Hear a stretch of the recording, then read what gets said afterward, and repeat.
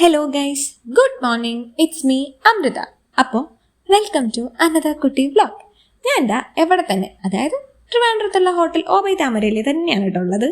അപ്പോൾ ഈ റൂമിൽ എനിക്ക് ഏറ്റവും ഫേവറേറ്റ് ആയിട്ടുള്ള സ്പേസ് ആണിത്. ബാൽക്കണി എന്നൊക്കെ പറയാം. ഈ കാട്ടം തുറന്നാൽ കാണുന്ന ഈ ഒരു കാഴ്ച, ഈ റോഡും നമ്മുടെ ലുലു മോളും, ഇത് നൈറ്റ് ആണെങ്കിലും പകലാണെങ്കിലും അടിപൊളിയാണ് കേട്ടോ. വന്നിട്ട് ഇത്രയും ദിവസമാണെങ്കിൽ പോലും എനിക്ക് ഈ റൂം ഇതുവരെ ഞാൻ എക്സ്പ്ലോർ ചെയ്ത് കഴിയാത്ത പോലെയാണ് കേട്ടോ. ഞാൻ ഈ കാണിച്ചു കൂടുന്നതൊക്കെ കണ്ട നിങ്ങൾ വിചാരിക്കും എനിക്ക് കുബേരനിലെ ദിലീപിൻ്റെ ഒക്കെ ഒരു സാമ്യം ഉണ്ടെന്ന്. നിങ്ങൾ വിചാരിച്ചില്ലെങ്കിലും എനിക്ക് നന്നായിട്ട് അങ്ങനെ തോന്നുന്നുണ്ട് കേട്ടോ. അപ്പം അതൊക്കെ കഴിഞ്ഞ് ഇതെൻ്റെ ഓഫീസ് മേറ്റാണ് അക്ഷയും ഇവിടെ തന്നെയാണ് കേട്ടോ സ്റ്റേ. അപ്പം ഇവിടുത്തെ ഒരു സ്റ്റാഫ് നമുക്കിതാ ഇവിടുത്തെ ആയുർവേദിക് ലക്ഷറി പാക്കേജസ് ഒക്കെ എക്സ്പ്ലെയിൻ ചെയ്തു തരുമായിരുന്നു. അതൊക്കെ കഴിഞ്ഞ് റൂമിലെത്തി കുറച്ചു നേരം സംസാരിച്ചു. അങ്ങനെ ഞങ്ങൾ വീണ്ടും പതിവ് പോലെ ചായ കുടിക്കാൻ വേണ്ടി പോവാണ്.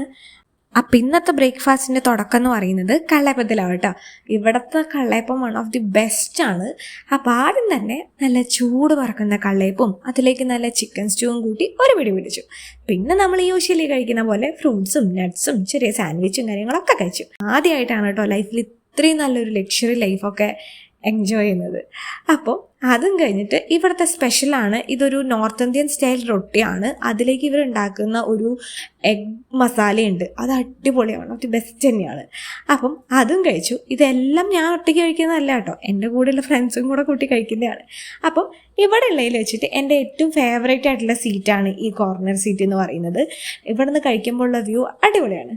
അപ്പോൾ ഫുഡൊക്കെ കഴിച്ച് അവസാനിപ്പിച്ച് പുറത്തിറങ്ങിയപ്പം നേരെ കാണുന്ന കാഴ്ചയാണിത്. നോക്കിയേ, ഇവിടെ എയർപോർട്ട് അടുത്തായതുകൊണ്ട് തന്നെ നമുക്ക് ഇടയ്ക്കിടയ്ക്ക് ഫ്ലൈറ്റ് ഇങ്ങനെ ഇത്ര അടുത്തുനിന്ന് കാണാൻ പറ്റും.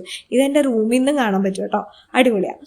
ഇതാണ് ഇവിടുത്തെ പൂൾ ഏരിയ എന്ന് പറയുന്നത്. ഇപ്പം സമയം ഏകദേശം ഒരു 11 മണിയൊക്കെ ആയതുകൊണ്ടാണ് ഇവിടെ നിങ്ങൾക്ക് ആളെ കാണാത്തത്, നല്ല വെയിലാണ്. അപ്പം എൻ്റെ തൊണ്ടയിൽ ചെറിയൊരു കിച്ചുള്ളത് കൊണ്ട് തന്നെ സൗണ്ടിന് ചെറിയ പ്രശ്നമുണ്ട് കേട്ടോ. അപ്പം ഇന്നത്തെ കഥ പറച്ചിലൊക്കെ ഇവിടെ അവസാനിപ്പിച്ചുകൊണ്ട് ബൈ ഫ്രം അമൃത.